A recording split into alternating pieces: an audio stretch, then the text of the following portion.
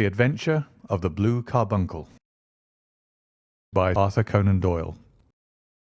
I had called upon my friend Sherlock Holmes upon the second morning after Christmas, with the intention of wishing him the compliments of the season.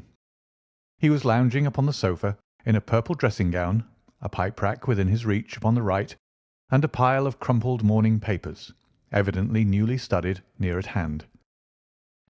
Beside the couch was a wooden chair, and on the angle of the back hung a very seedy and disreputable hard felt hat, much the worse for wear and cracked in several places.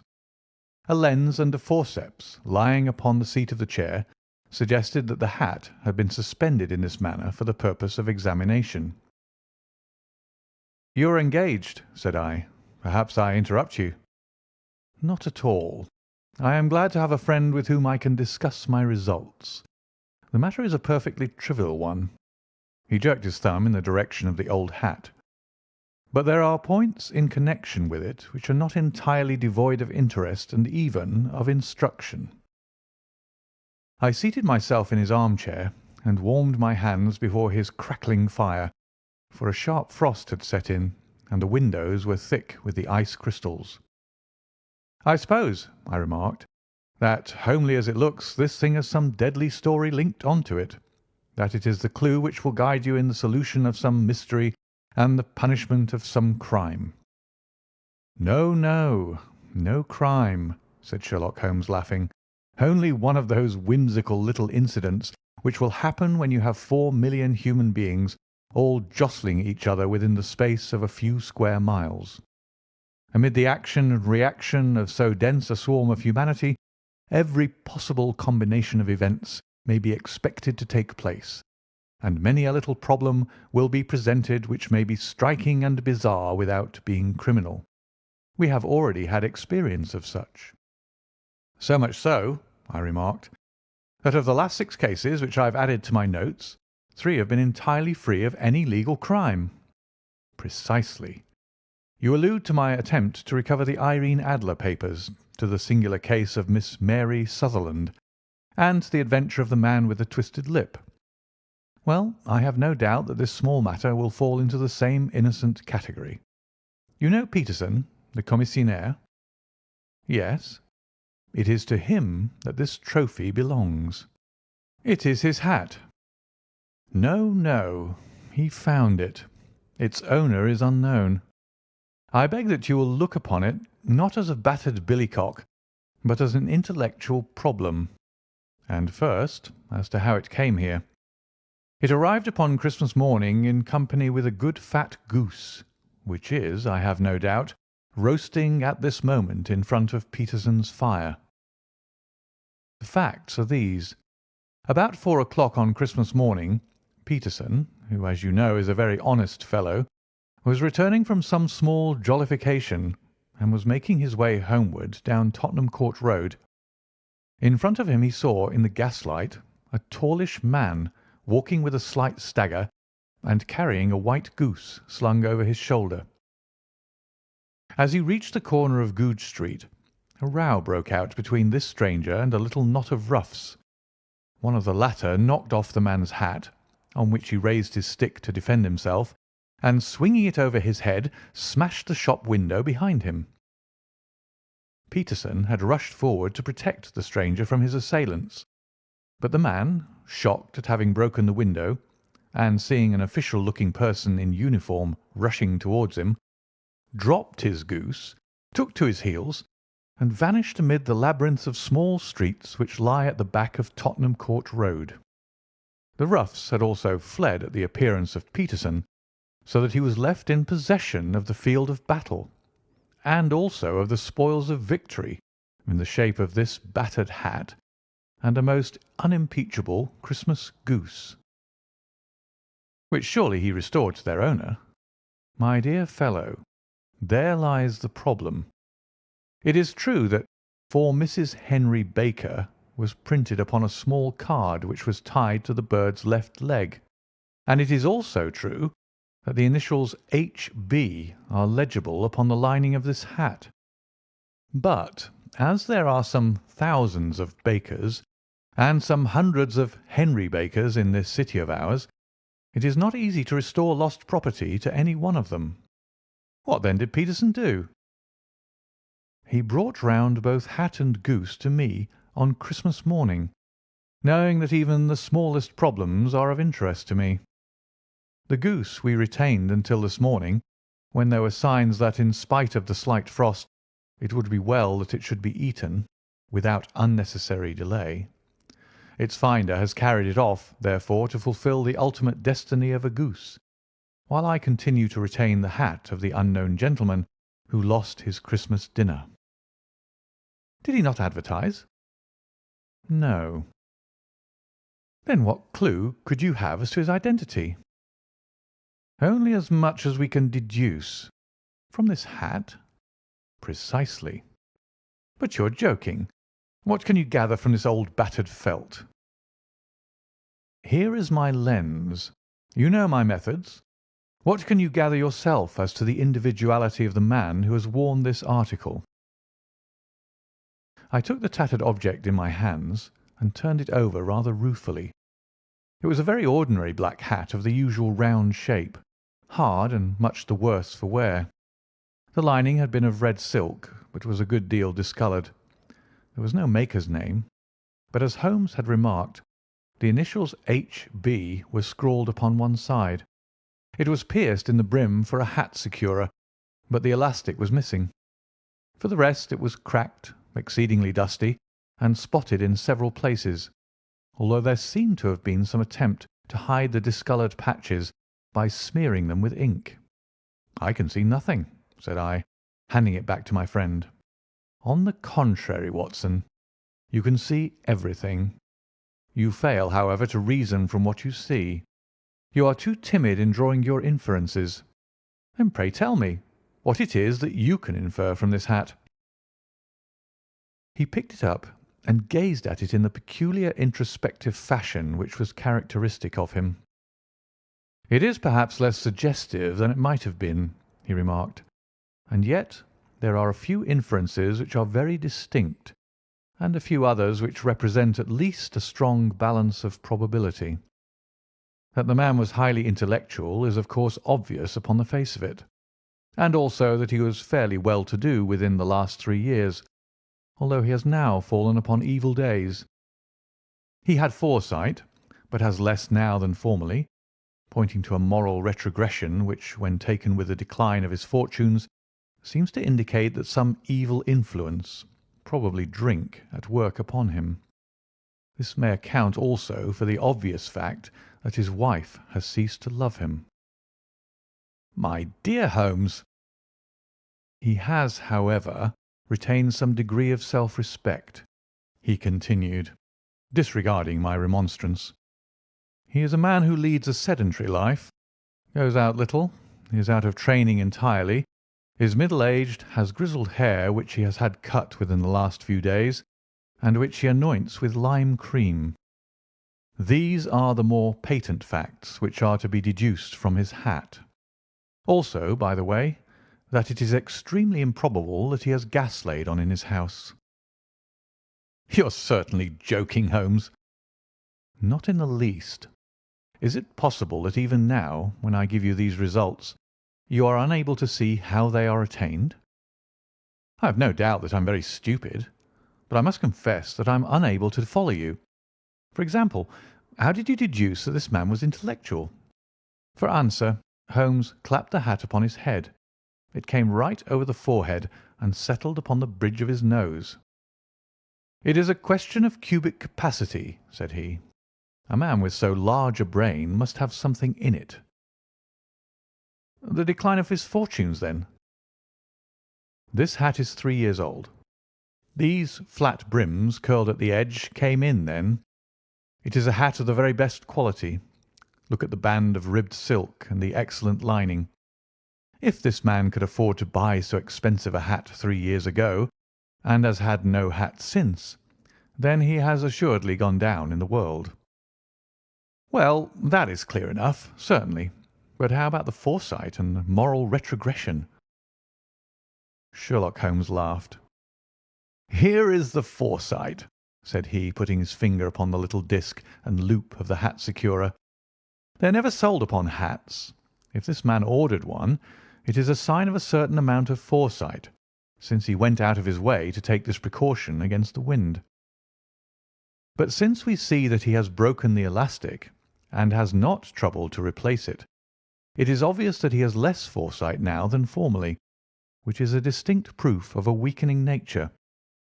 On the other hand, he has endeavoured to conceal some of these stains upon the felt by daubing them with ink, which is a sign that he has not entirely lost his self-respect. Your reasoning is certainly plausible. The further points, that he is middle-aged, that his hair is grizzled, that it has been recently cut, and that he uses lime cream, are all to be gathered from a close examination of the lower part of the lining. The lens discloses a large number of hair ends, clean cut by the scissors of the barber. They all appear to be adhesive, and there is a distinct odour of lime cream. This dust, you will observe, is not the gritty, grey dust of the street, but the fluffy brown dust of the house, showing that it has been hung up indoors most of the time, while the marks of moisture upon the inside are proof positive that the wearer perspired very freely, and could therefore hardly be in the best of training. But his wife, you said that she had ceased to love him. This hat has not been brushed for weeks. When I see you, my dear Watson, with a week's accumulation of dust upon your hat, and when your wife allows you to go out in such a state, I shall fear that you also have been unfortunate enough to lose your wife's affection. But he might be a bachelor. Nay, he was bringing home the goose as a peace offering to his wife. Remember the card upon the bird's leg. You have an answer to everything. But how on earth do you deduce that the gas is not laid on in his house? One tallow stain, or even two, might come by chance, but when I see no less than 5, I think that there can be little doubt that the individual must be brought into frequent contact with burning tallow. Walks upstairs at night, probably with his hat in one hand and a guttering candle in the other. Anyhow, he never got tallow stains from a gas jet. Are you satisfied? Well, it is very ingenious, said I, laughing. But since, as you said just now, there have been no crime committed, and no harm done save the loss of a goose, all this seems to be rather a waste of energy. Sherlock Holmes had opened his mouth to reply, when the door flew open, and Peterson, the commissionaire, rushed into the apartment with flushed cheeks and the face of a man who is dazed with astonishment. "The goose, Mr. Holmes! The goose, sir!" he gasped. "Eh? What of it, then? Has it returned to life and flapped off through the kitchen window?" Holmes twisted himself round upon the sofa to get a fairer view of the man's excited face. "See here, sir! See what my wife found in its crop!" He held out his hand and displayed upon the centre of the palm a brilliantly scintillating blue stone, rather smaller than a bean in size, but of such purity and radiance that it twinkled like an electric point in the dark hollow of his hand. Sherlock Holmes sat up with a whistle. "By Jove, Peterson," said he, "this is treasure trove indeed. I suppose you know what you've got." "A diamond, sir. A precious stone. It cuts into glass as though it were putty." "It's more than a precious stone. It is the precious stone." "Not the Countess of Morcar's blue carbuncle?" I ejaculated. "Precisely so. I ought to know its size and shape, seeing that I have read the advertisement about it in the Times every day lately. It is absolutely unique, and its value can only be conjectured, but the reward offered of £1,000 is certainly not within a 20th part of the market price." £1,000? Great Lord of mercy! The commissionaire plumped down into a chair and stared from one to the other of us. "That is the reward, and I have reason to know that there are sentimental considerations in the background which would induce the Countess to part with half her fortune if she could but recover the gem." "It was lost, if I remember aright, at the Hotel Cosmopolitan," I remarked. "Precisely so, on December 22nd, just 5 days ago. John Horner, a plumber, was accused of having abstracted it from the lady's jewel case. The evidence against him was so strong that the case had been referred to the assizes. I have some account of the matter here, I believe." He rummaged amid his newspapers, glancing over the dates, until at last he smoothed one out, doubled it over, and read the following paragraph. "Hotel Cosmopolitan, jewel robbery. John Horner, 26, plumber, was brought up upon the charge of having upon the 22nd inst. Abstracted from the jewel case of the Countess of Morcar the valuable gem known as the blue carbuncle. James Ryder, upper attendant at the hotel, gave his evidence to the effect that he had shown Horner up to the dressing-room of the Countess of Morcar upon the day of the robbery in order that he might solder the second bar of the grate, which was loose. He had remained with Horner some little time, but had finally been called away. On returning, he found that Horner had disappeared, that the bureau had been forced open, and that the small morocco casket, in which, as it afterwards transpired, the Countess was accustomed to keep her jewel, was lying empty upon the dressing-table. Ryder instantly gave the alarm, and Horner was arrested the same evening, but the stone could not be found either upon his person or in his rooms. Catherine Cusack, maid to the Countess, deposed to having heard Ryder's cry of dismay on discovering the robbery, and to having rushed into the room where she found matters as described by the last witness. Inspector Bradstreet, B Division, gave evidence as to the arrest of Horner, who struggled frantically and protested his innocence in the strongest terms. Evidence of a previous conviction for robbery having been given against the prisoner, the magistrate refused to deal summarily with the offence, but referred it to the assizes. Horner, who had shown signs of intense emotion during the proceedings, fainted away at the conclusion and was carried out of court. So much for the police court," said Holmes thoughtfully, tossing aside the paper. "The question for us now to solve is the sequence of events leading from a rifled jewel case at one end to the crop of a goose in Tottenham Court Road at the other. You see, Watson, our little deductions have suddenly assumed a much more important and less innocent aspect. Here is the stone. The stone came from the goose, and the goose came from Mr. Henry Baker, the gentleman with the bad hat and all the other characteristics with which I have bored you. So now we must set ourselves very seriously to finding this gentleman and ascertaining what part he had played in this little mystery. To do this, we must try the simplest means first, and these lie undoubtedly in an advertisement in all the evening papers. If this fail, I shall have recourse to other methods. What will you say? Give me a pencil and that slip of paper. Now then, found at the corner of Goodge Street a goose and a black felt hat. Mr. Henry Baker can have the same by applying at 6:30 this evening at 221B Baker Street. That is clear and concise. Very. But will he see it? Well, he is sure to keep an eye on the papers, since to a poor man the loss was a heavy one. He was clearly so scared by his mischance in breaking the window and by the approach of Peterson that he thought of nothing but flight. But since then he must have bitterly regretted the impulse which caused him to drop his bird.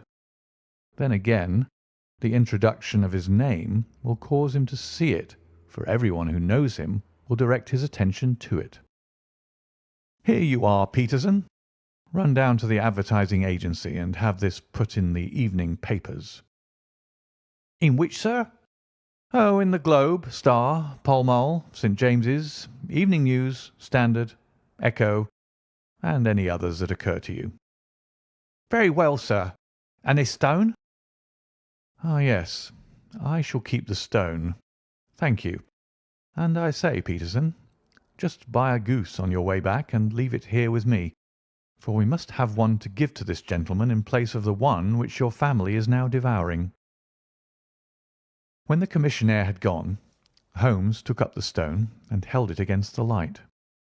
"It's a bonny thing," said he. "Just see how it glints and sparkles. Of course, it is a nucleus and focus of crime. Every good stone is. They are the devil's pet baits. In the larger and older jewels Every facet may stand for a bloody deed. This stone is not yet 20 years old.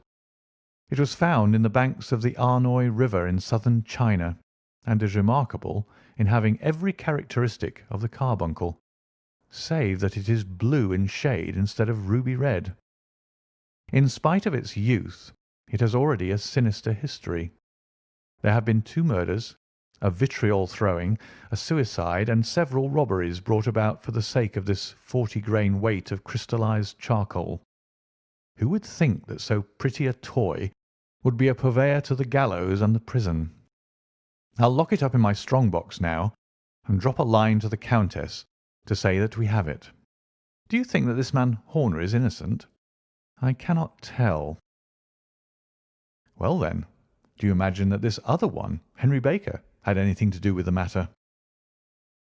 It is, I think, much more likely that Henry Baker is an absolutely innocent man, who had no idea that the bird which he was carrying was of considerably more value than if it were made of solid gold. That, however, I shall determine by a very simple test if we have an answer to our advertisement. And you can do nothing until then? Nothing. In that case, I shall continue my professional round, but I shall come back in the evening at the hour you have mentioned, for I should like to see the solution of so tangled a business. Very glad to see you. I dine at 7. There is a woodcock, I believe. By the way, in view of recent occurrences, perhaps I ought to ask Mrs. Hudson to examine its crop. I had been delayed at a case, and it was a little after 6:30 when I found myself in Baker Street once more. As I approached the house, I saw a tall man in a Scotch bonnet, with a coat which was buttoned up to his chin, waiting outside in the bright semicircle which was thrown from the fanlight. Just as I arrived, the door was opened, and we were shown up together to Holmes's room.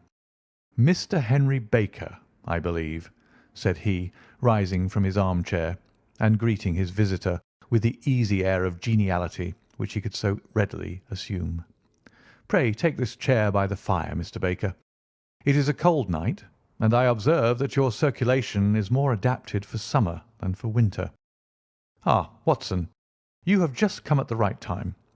Is that your hat, Mr. Baker?" "Yes, sir, that is undoubtedly my hat." He was a large man with rounded shoulders, a massive head, and a broad, intelligent face, sloping down to a pointed beard of grizzled brown. A touch of red in nose and cheeks, with a slight tremor of his extended hand, recalled Holmes' surmise as to his habits. His rusty black frock coat was buttoned right up in front, with the collar turned up, and his lank wrists protruded from his sleeves without a sign of cuff or shirt.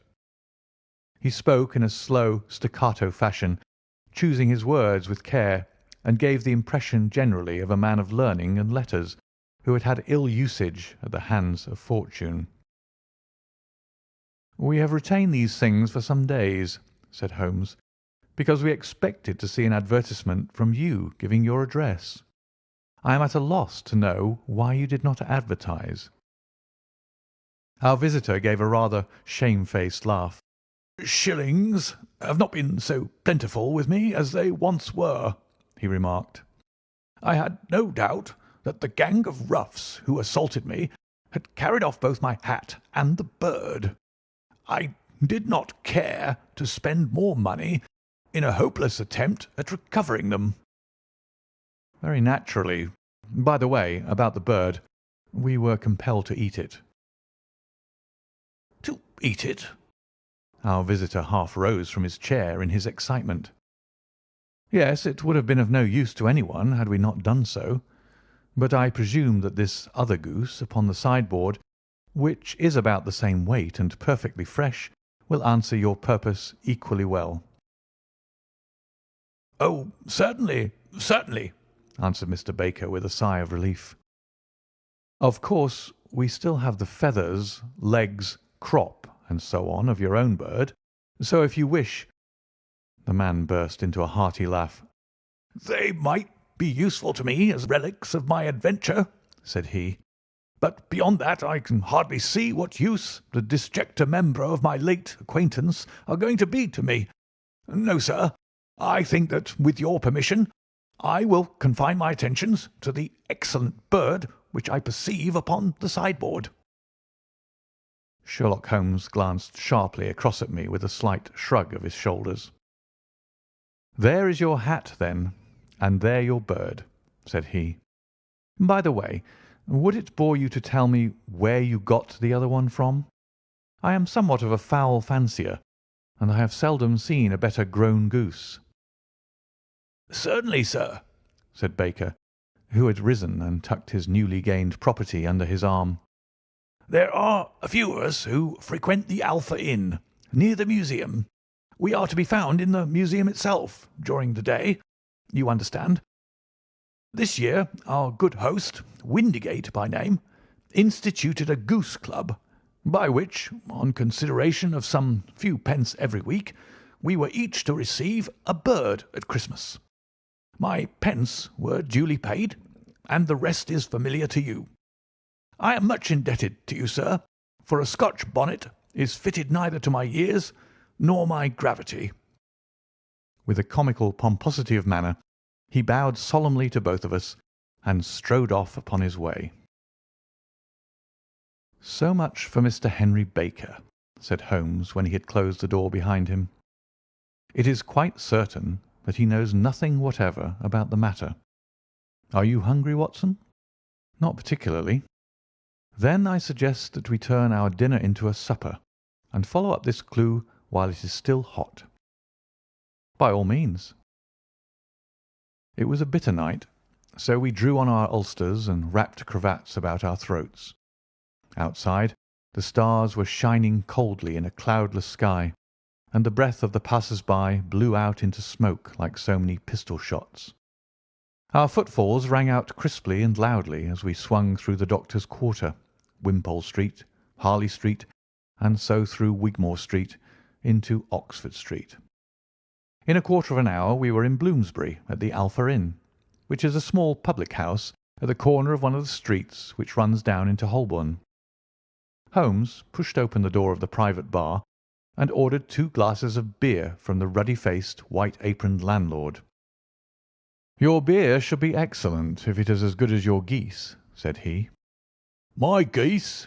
The man seemed surprised. "Yes, I was speaking only half an hour ago to Mr. Henry Baker, who was a member of your goose club." "Oh, yes, I see. But you see, sir, them's not our geese." "Indeed. Whose, then?" "Well, I got the 2 dozen from a salesman in Covent Garden." "Indeed. I know some of them. Which was it?" "Breckenridge is his name." "Ah, I don't know him. Well, here's your good health, landlord, and prosperity to your house. Good night. Now for Mr. Breckenridge," he continued, buttoning up his coat as we came out into the frosty air. "Remember, Watson, that though we have so homely a thing as a goose at one end of this chain, we have at the other a man who will certainly get 7 years' penal servitude unless we can establish his innocence. It is possible that our inquiry may but confirm his guilt, but in any case we have a line of investigation which has been missed by the police, and which a singular chance has placed in our hands. Let us follow it out to the bitter end. Faces to the south, then, and quick march." We passed across Holborn, down Endell Street, and so through a zigzag of slums to Covent Garden Market. One of the largest stalls bore the name of Breckenridge upon it, and the proprietor, a horsey-looking man with a sharp face and trim side whiskers, was helping a boy to put up the shutters. "Good evening. It's a cold night," said Holmes. The salesman nodded and shot a questioning glance at my companion. "Sold out of geese, I see," continued Holmes, pointing at the bare slabs of marble. "Let you have 500 tomorrow morning." "That's no good." "Well, there are some on the stall with the gas flare." "Ah, but I was recommended to you." "Who by?" "The landlord of the Alpha." "Oh, yes, I sent him a couple of dozen." "Fine birds they were, too. Now, where did you get them from?" To my surprise, the question provoked a burst of anger from the salesman. "Now then, mister," said he, with his head cocked and his arms akimbo, "what are you driving at? Let's have it straight now." "It is straight enough. I should like to know who sold you the geese which you supplied to the Alpha." "Well, then, I shan't tell you. So now?" "Oh, it is a matter of no importance. But I don't know why you should be so warm over such a trifle." "Warm? You'd be as warm, maybe, if you were as pestered as I am. When I pay good money for a good article, there should be an end of the business. But it's where are the geese, and who did you sell the geese to, and what will you take for the geese?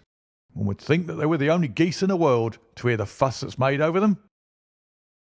"Well, I have no connection with any other people who have been making inquiries," said Holmes carelessly. "If you won't tell us, the bet is off, that is all.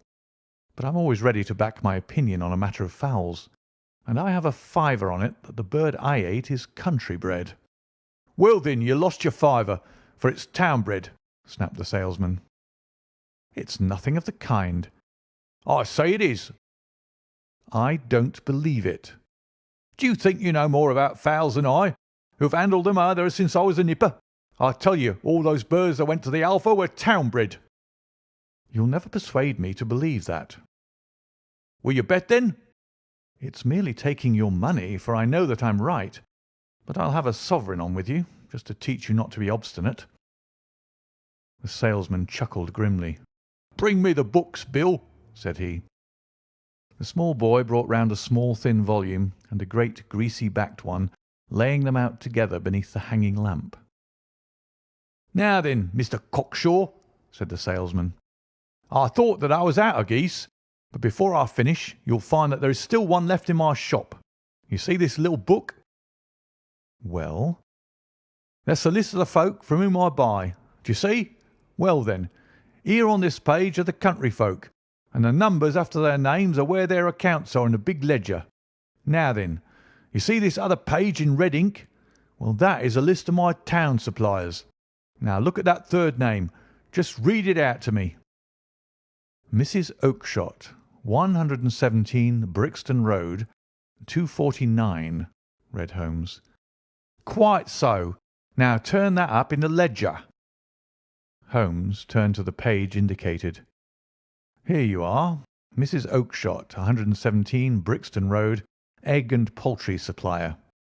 "Now then, what's the last entry?" "December 22nd, 24 geese at 7s. 6d." "Quite so. There you are, and underneath?" "Sold to Mr. Windigate of the Alpha at 12s." What have you to say now?" Sherlock Holmes looked deeply chagrined.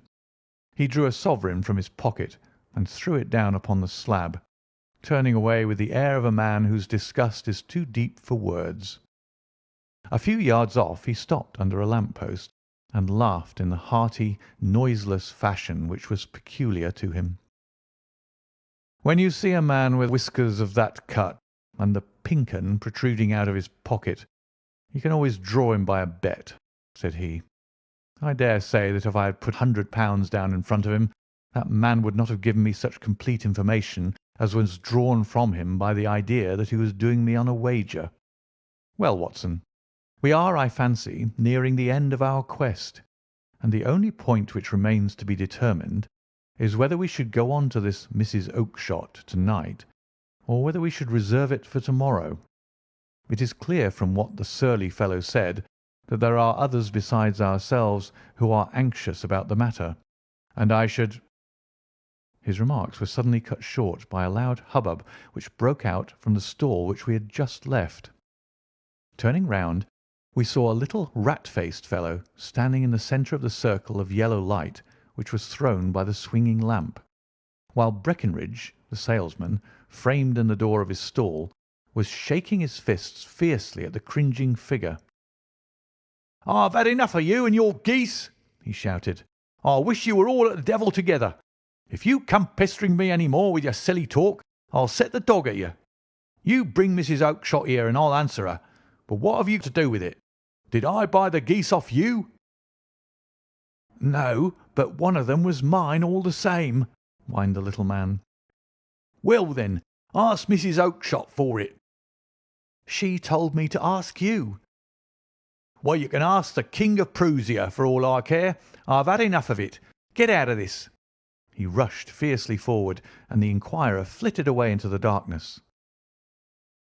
"Ha! This may save us a visit to Brixton Road," whispered Holmes. "Come with me, and we will see what is to be made of this fellow." Striding through the scattered knots of people who lounged round the flaring stalls, my companion speedily overtook the little man and touched him upon the shoulder.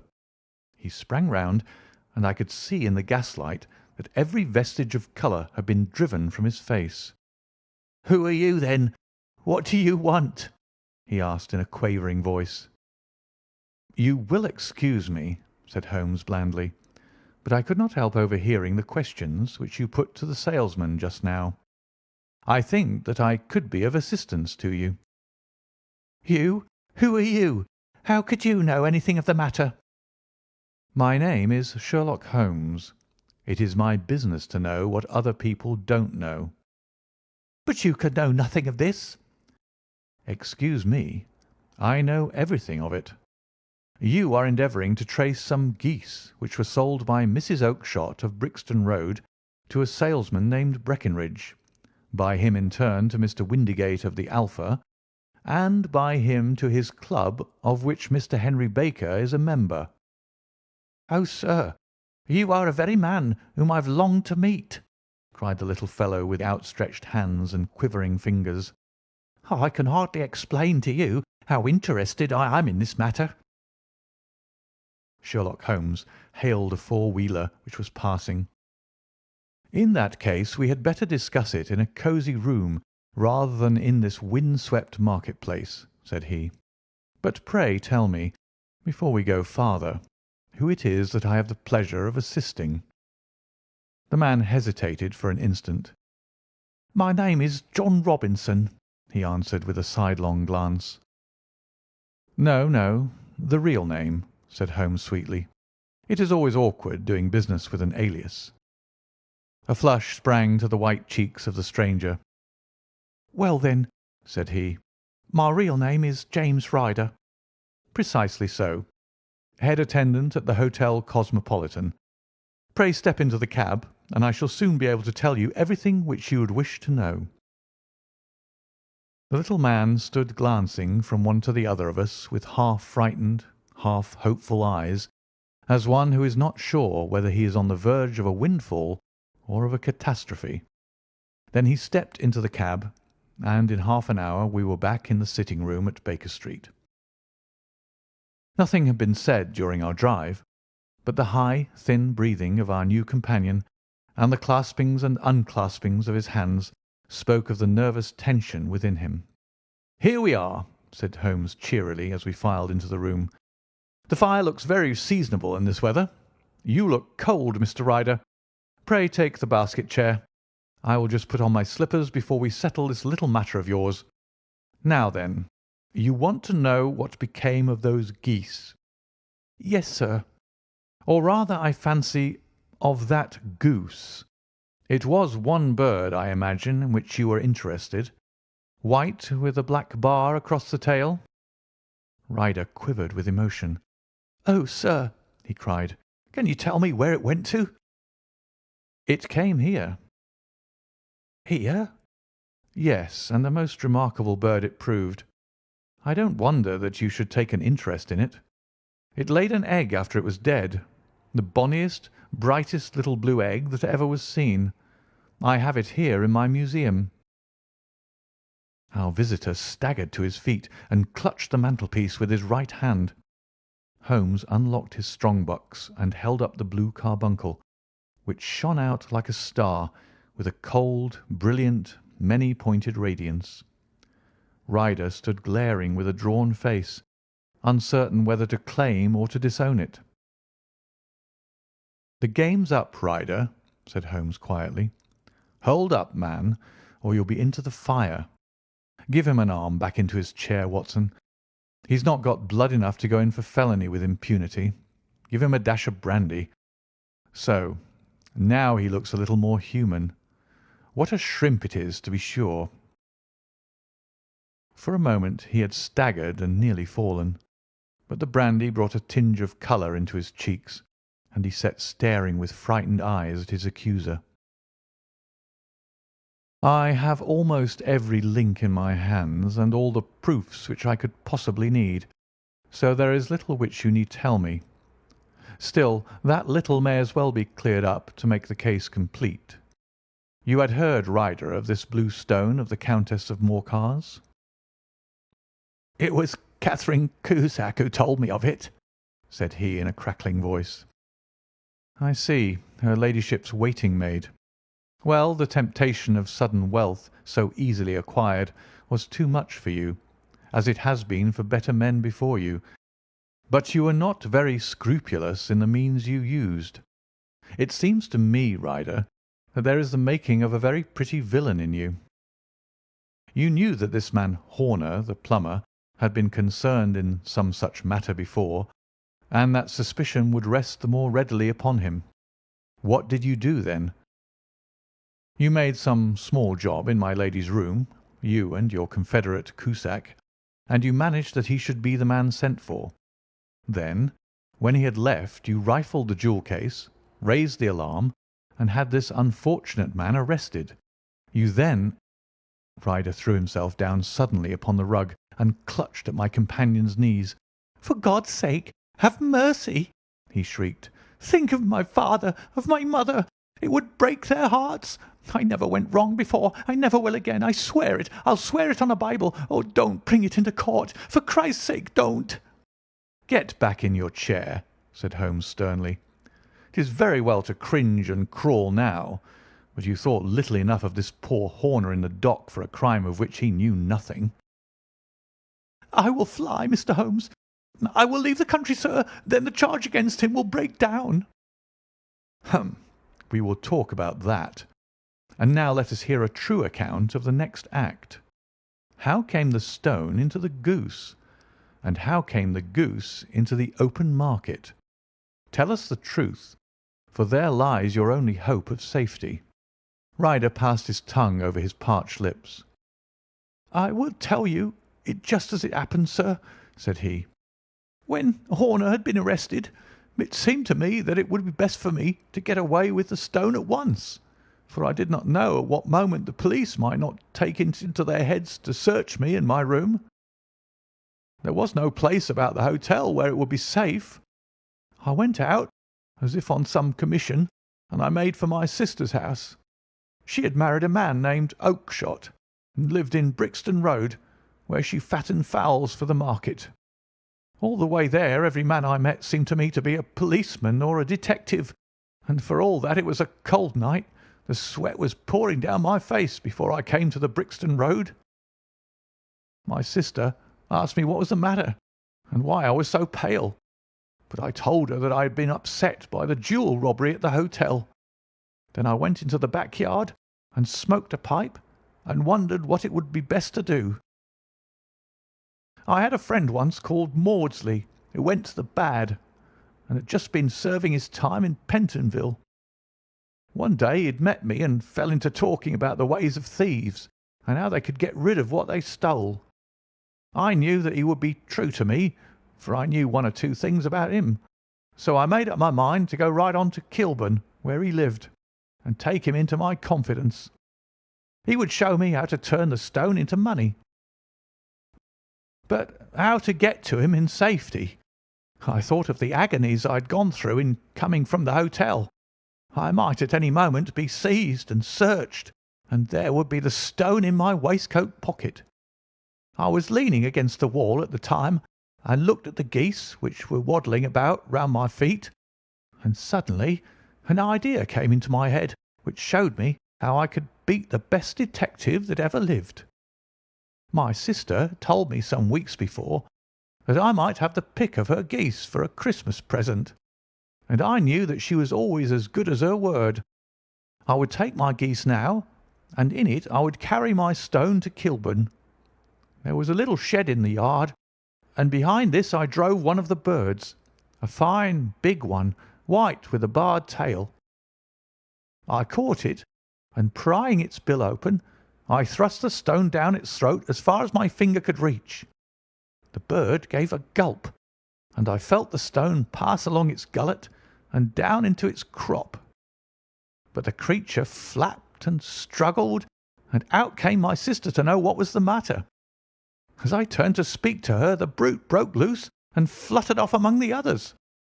"Whatever were you doing with that bird, Jem?" says she. "Well," said I, "you said you'd give me one for Christmas, and I was feeling which was the fattest." "Oh," says she, "we've set yours aside for you. Jem's bird, we call it. It's the big white one over yonder. There's 26 of 'em, which makes one for you and one for us, and 2 dozen for the market." "Thank you, Maggie," says I, "but if it is all the same to you, I'd rather have that one I was handling just now." "The other one's as good 3 pound heavier," said she, "and we fattened it expressly for you." "Never mind, I'll have the other, and I'll take it now," said I. "Oh, just as you like," said she, a little huffed. "Which is it you want, then?" "That white one with the barred tail right in the middle of the flock." "Oh, very well. Kill it and take it with you." Well, I did what she said, Mr. Holmes, and I carried the bird all the way to Kilburn. I told my pal what I had done, for he was a man that it was easy to tell a thing like that to. He laughed until he choked, and we got a knife and opened the goose. My heart turned to water, for there was no sign of the stone, and I knew that some terrible mistake had occurred. I left the bird, rushed back to my sister's, and hurried into the backyard. There was not a bird to be seen there. "Where are they all, Maggie?" I cried. "Gone to the dealers, Jem." "Which dealers?" "Breckenridge of Covent Garden." "But was there another with a barred tail?" I asked, "the same as the one I chose?" "Yes, Jem. There were 2 barred tails once, and I could never tell them apart." Well, then, of course, I saw it all, and I ran off as hard as my feet would carry me to this man Breckenridge. But he had sold the lot at once, and not one word would he tell me as to where they had gone. You heard him yourselves to-night. Well, he has always answered me like that. My sister thinks that I am going mad. Sometimes I think that I am myself. And now I am myself a branded thief, without ever having touched the wealth for which I sold my character. God help me! God help me!" He burst into convulsive sobbing, with his face buried in his hands. There was a long silence, broken only by his heavy breathing and by the measured tapping of Sherlock Holmes's fingertips upon the edge of the table. Then my friend rose and threw open the door. "Get out," said he. "What, sir? Oh, heaven bless you!" "No more words. Get out." And no more words were needed. There was a rush, a clatter upon the stairs, the bang of a door, and the crisp rattle of running footfalls from the street. "After all, Watson," said Holmes, reaching up his hand for his clay pipe, "I am not retained by the police to supply their deficiencies. If Horner were in danger it would be another thing, but this fellow will not appear against him, and the case must collapse. I suppose that I am commuting a felony, but it is just possible that I am saving a soul. This fellow will not go wrong again. He is too terribly frightened. Send him to jail now, and you make him a jail bird for life. Besides, it is the season of forgiveness. Chance has put in our way a most singular and whimsical problem, and its solution is its own reward. If you will have the goodness to touch the bell, Doctor, we will begin another investigation, in which also a bird will be the chief feature." If you like the video, put a like, subscribe to the channel and click on the bell to not miss our new videos.